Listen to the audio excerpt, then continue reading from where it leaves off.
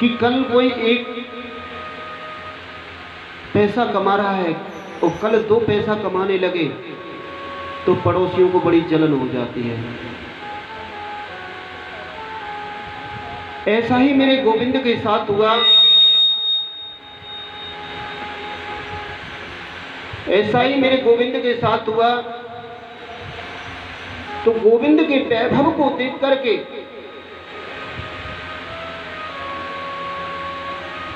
कुछ लोगों ने ईर्ष्या करना प्रारंभ किया। भगवान के पहले पुत्र ने जन्म लिया प्रद्युम्न,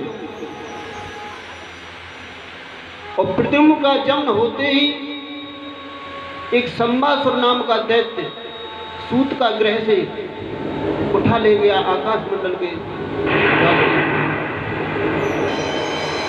जब उठाकर ले गया तो रास्ते में जाते हुए समुद्र में बच्चे को छोड़ दिया। उसी समय एक मछली अपने मुंह को जल से बाहर निकाल करके सांस ले रही थी। जैसे ही मछली का मुंह बाहर निकालना हुआ और प्रद्युम्न का गिरना हुआ तो प्रद्युम्न जी सीधे मछली के मुख में चले गए। कारणवश संबासुर के दैत्यों ने उसी मछली को पकड़ लिया। मछली पकड़ करके रसोई घर पहुंचाई गई। वहां जैसे ही उसका पेट चीरा तो उससे प्रद्युम्न जी निकले। इधर संबासुर के यहाँ रसोई का कार्य करती थी विंध्यावती, जो कामदेव की पत्नी थी। जब विंध्यावती काम करती थी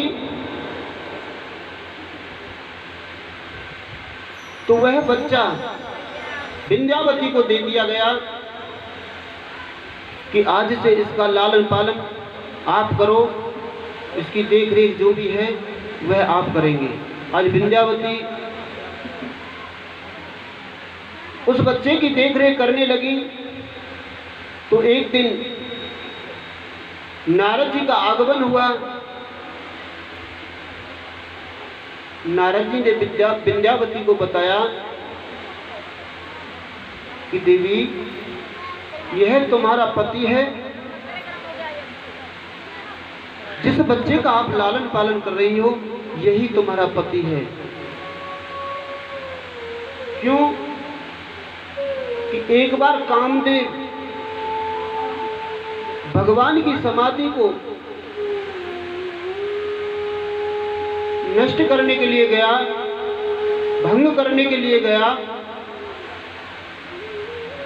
तो भोलेनाथ ने जैसे ही अपना नेत्र खोला तो कामदेव जल करके राख हो गया।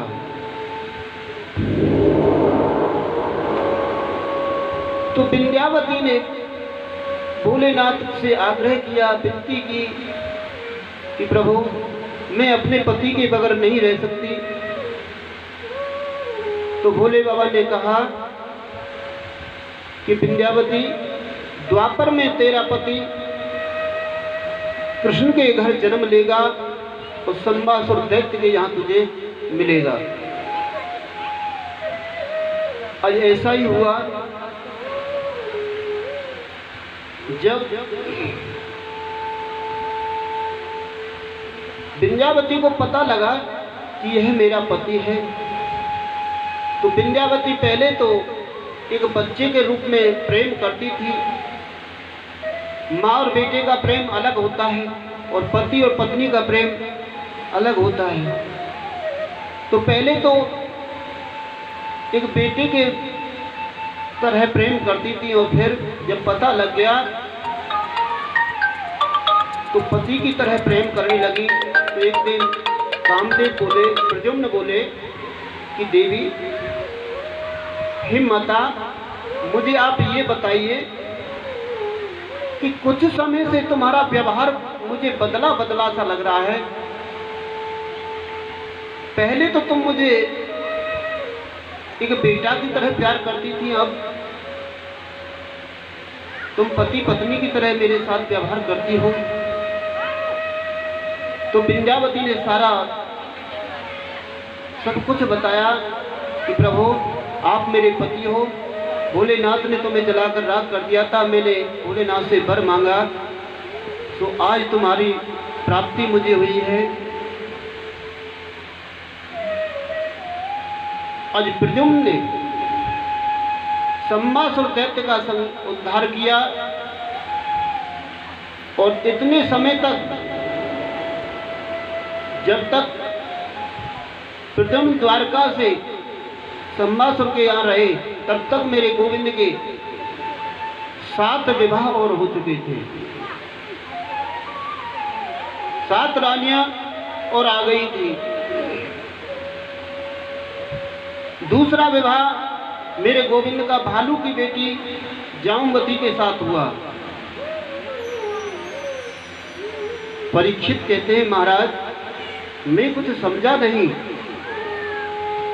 मेरे गोविंद का विवाह एक भालू की बेटी के साथ कैसे संपन्न हुआ, मेरे समझ में नहीं आया गोविंद। सुखदेव जी कहते हैं राजन, एक दिन भगवान की सभा चल रही थी। उस सभा में सत्राजित नाम का एक राजा आया। उस पर श्रवण तक मणि थी, स्वर्ण की मणि थी, जो है 8 भार सोना रोज देती थी, सेमन तक मणि। अब 8 बार कोई 100-200 ग्राम तो होता नहीं, 8 क्विंटल सोना रोज देती थी। तो गोविंद ने सत्राजित से पूछा, भैया आप घर में कितने आदमी हैं?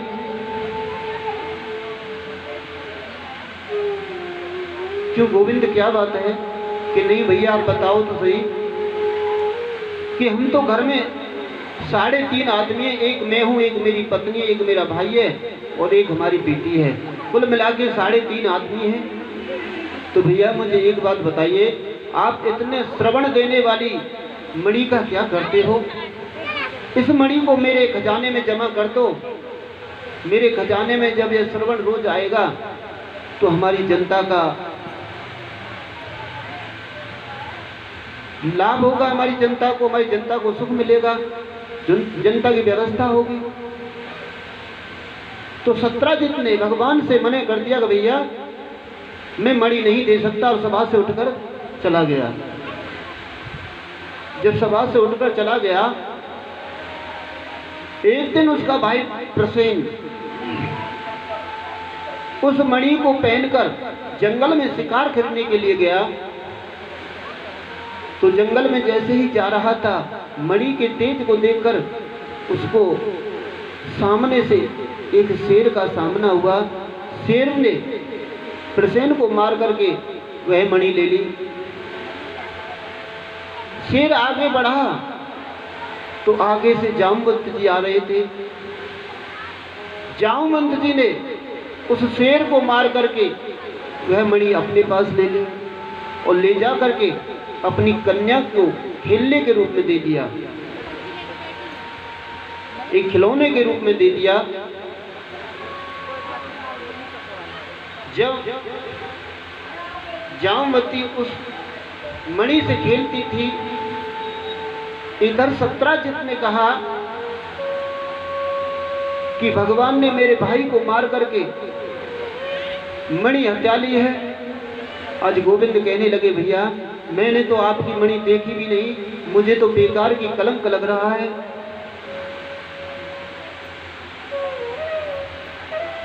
गोविंद कहने लगे कि इसकी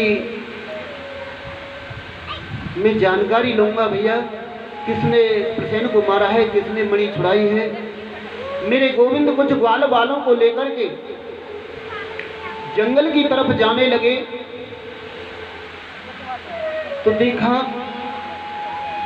रास्ते में एक शेर मरा पड़ा है, और शेर से आगे जब चले तो वहाँ भालू के पैर बने हैं। मेरे गोविंद भालू के पैरों के निशान पर चलते चलते और जामवंत की गुफा में पहुंच गए। गुफा के बाहर ग्वाल वालों से कहा, भैया तुम यहीं रहना, मैं देखता हूँ।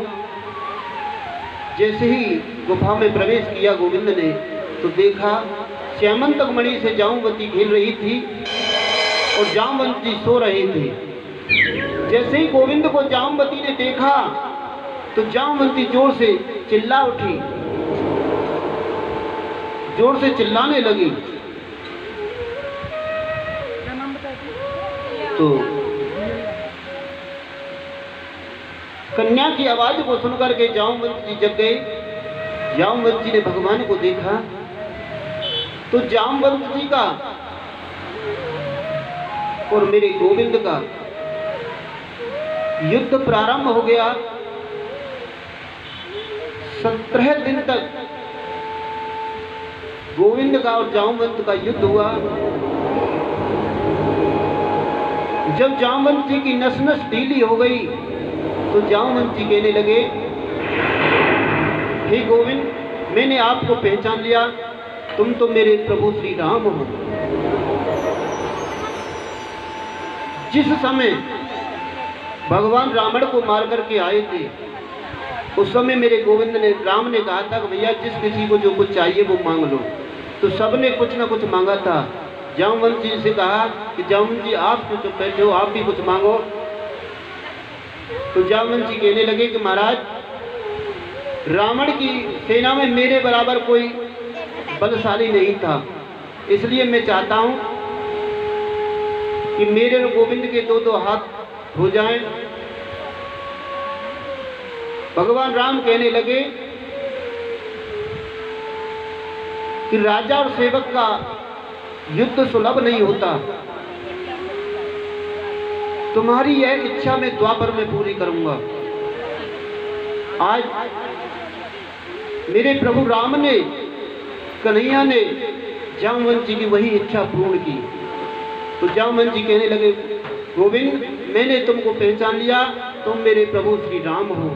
आज साष्टांग चरणों में जामवंत जी लेट गए और कहने लगे, प्रभु मैं इस मणि का ही क्या करूंगा, इस मणि को भी ले जाइए और मेरी एक कन्या है, इसको भी आप वरण कर लीजिए।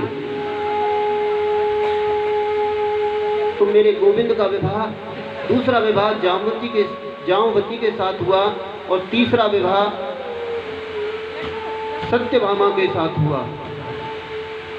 वह मणि सत्राजित नाम के राजा को ला करके दी कि लो भैया, आपकी मणि, तुमने बेकार की मुझे कलंकित किया था। तो सत्राजित कहने लगा, हे गोविंद, मुझे अब इस मणि का क्या करना है, मणि के साथ साथ मेरी कन्या का भी आप वरण करें। तो मेरे गोविंद का तीसरा विवाह सत्यभामा के साथ हुआ, चौथा विवाह कालिंदी के साथ हुआ, पांचवा विवाह मेरा गोविंद का बिंद और अरविंद नाम के दो राजा थे, उनकी लाडली बहन थी मित्रविंदा। पांचवा विवाह मेरे गोविंद का मित्रविंदा के साथ हुआ। छठवां विवाह भद्रा से हुआ और मेरे गोविंद का अष्टम विवाह लक्ष्मणा से हुआ। एक भौमासुर नाम का दैत्य था, उस दैत्य ने न जाने कितनी राजकन्याओं को लाकर के अपने गृह में, जेल में बंदी गृह बना लिया, बंद कर लिया और संकल्प लिया कि जब 20,000 ये हो जाएंगी तब इनके साथ एक साथ इनका सभी के साथ प्रण करूंगा। ऐसा मन में संकल्प लिया।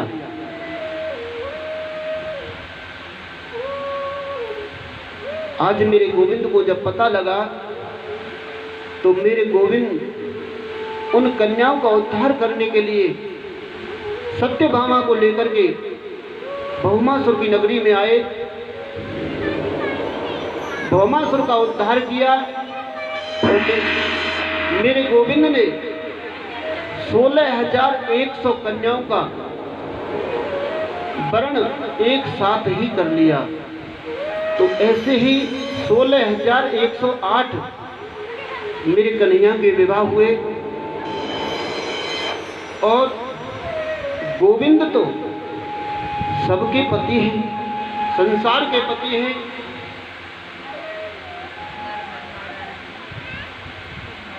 देखो 16,000 हमारे उपासना कांड के मंत्र हैं, वह सभी भगवान के पत्नी रूप में आए। 100 उपनिषद हैं, वह भगवान के पत्नी रूप में हुए। और 8 प्रकार की जो प्रकृति है जिसके बीच में हम रहते हैं, वह भी भगवान की पत्नी ही रूप में आज भी हैं। तो ऐसे ही 16,108 विवाह मेरे गोविंद के हुए।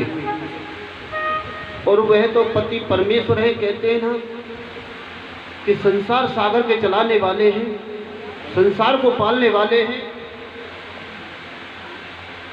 अब प्रद्युम्न के 2 विवाह हुए, अनिरुद्ध के भी 2 विवाह हुए। रुक्मिणी के मुख पर मेरे गोविंद ने कभी क्रोध नहीं देखा। सभी रानियां आपस में क्रोध कर जाती हैं, मगर मां रुक्मिणी का लेके जोड़ीबान से और मंत्री तक सभी मां रुक्मिणी के छुपी। कहते हैं कि हमें मालकिन मिले तो मां रुक्मिणी जैसी मिले। क्यों कि मां रुक्मिणी जब शाम होने को आती है तो सभी से पूछती है, भैया कोई परेशानी तो नहीं है, आपको कोई दिक्कत तो नहीं है। लेके जोड़ीबान से और मंत्री तक ऐसे ही सुबह होते ही मां रुक्मिणी सबको कुशल खेम पूछती है। किसी के कोई परिवार में तो कोई दिक्कत नहीं, किसी की कोई वैसे परेशानी तो नहीं।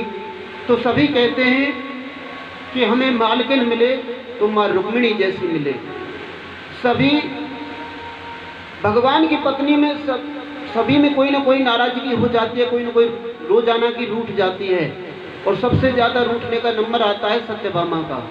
क्यों कि वो खजाने की आधे की मालकिन है। क्यों कि उसके पिता के यहाँ से स्यमंतक मणि आई थी, 8 बार सोना रोज देती है, 8 क्विंटल। तो इस चीज का अहम तो हर किसी को होता है, भाई मेरे पिता ने ऐसी चीज दी है, क्योंकि मेरे पिता के द्वारा आधा खजाना चल रहा है। तो सत्यभामा रोज रूठ जाती है, मगर रुक्मिणी को कभी किसी ने रूठते ही नहीं देखा। सभी संसक रहते हैं मां रुक्मिणी के। आज गोविंद के मन में आया कि क्यों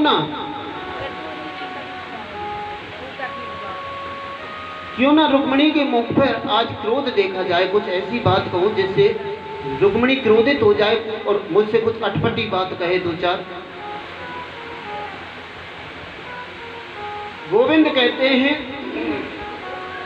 राजभ्यो बिभ्यता सुप्रम शरणं गता बलिद्राकृत द्वेषान पर्यक्त नृपस्यो। हे देवी, तुमने मुझ में क्या देखा जो मुझ जैसे डरपोक के साथ आपने मेरा वरण किया? भाई तुम्हारे पिता के यहाँ तो बड़े बड़े राजा आए थे, शिशुपाल जैसे राजा थे, बहुत धनाढ्य राजा थे, सब तरह का उनमें बल था।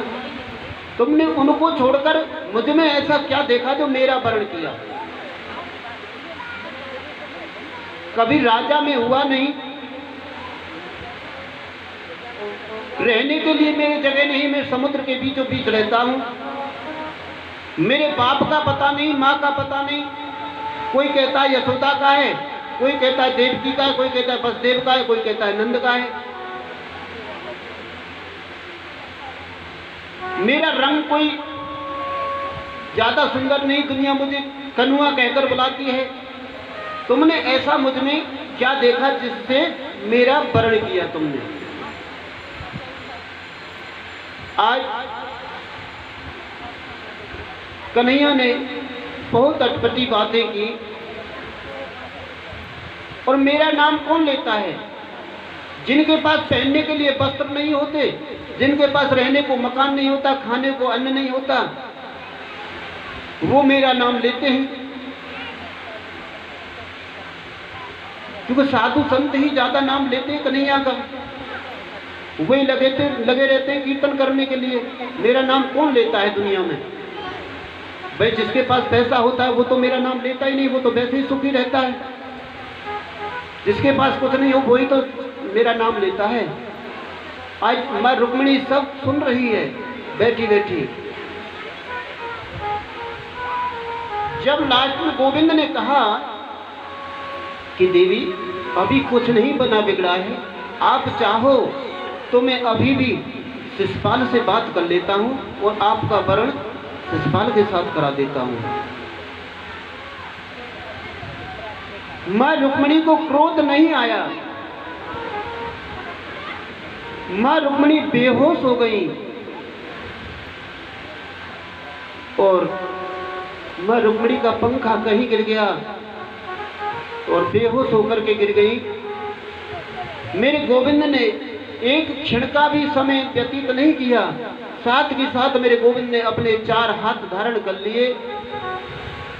एक हाथ से माँ रुक्मिणी को गोदी में ले लिया और एक हाथ से माँ रुक्मिणी के मुखमंडल को सहलाने लगे। एक हाथ से पानी पिला रहे हैं, एक हाथ से पंखा जलने लगे। कहने लगे देवी मैं तो आज आपका क्रोध देखने के लिए कुछ अटपटी बातें कर रहा था, मुझे नहीं पता था कि आप बेहोश हो जाएंगी, आप गिर जाएंगी। और देवी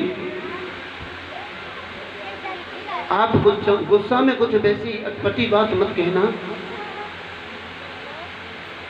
जब माँ रुक्मिणी को होश आया तो माँ रुक्मिणी कहने लगी गोविंद आपने जो भी कुछ कहा वो सब सही तो कहा, गलत कहाँ कहा?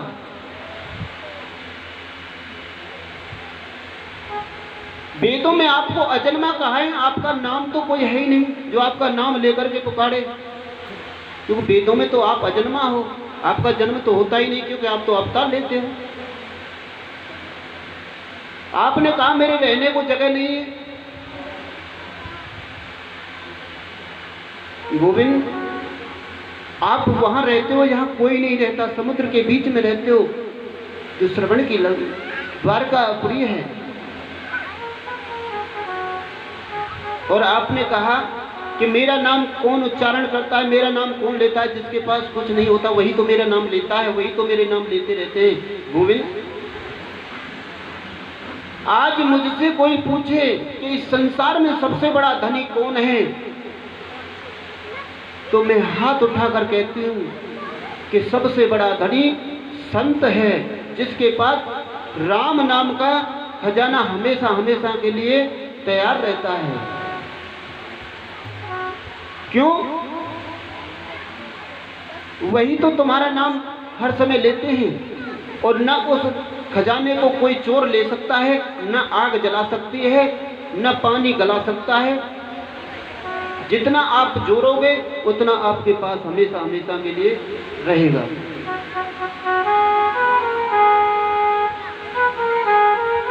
तो आज रुक्मिणी ने कहा कन्हैया तुमने गलत कहाँ कहा, सब सत्य है। दूसरी बात आपने कहा कि मेरे माता पिता का कोई पता नहीं,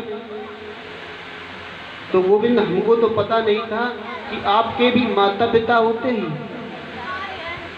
क्यों? संसार के माता पिता तो आप हैं, आपके माता पिता कौन हो सकते हैं? और तुमने कहा मैं काला हूं, तो कन्हैया जब तुम काले हो तो कमाल करते हो। अरे लाला तुम गोरे होते तो न जाने गले कट जाते करोड़ों के, तुम्हारे काले की मुस्कान पर ही दुनिया मर जाती है। मुझे इतना बता दे काला, तेरा रंग काला क्यों? मुझे इतना बता दे काला, तेरा रंग काला क्यों? मुझे इतना बता दे काला, तेरा रंग काला क्यों?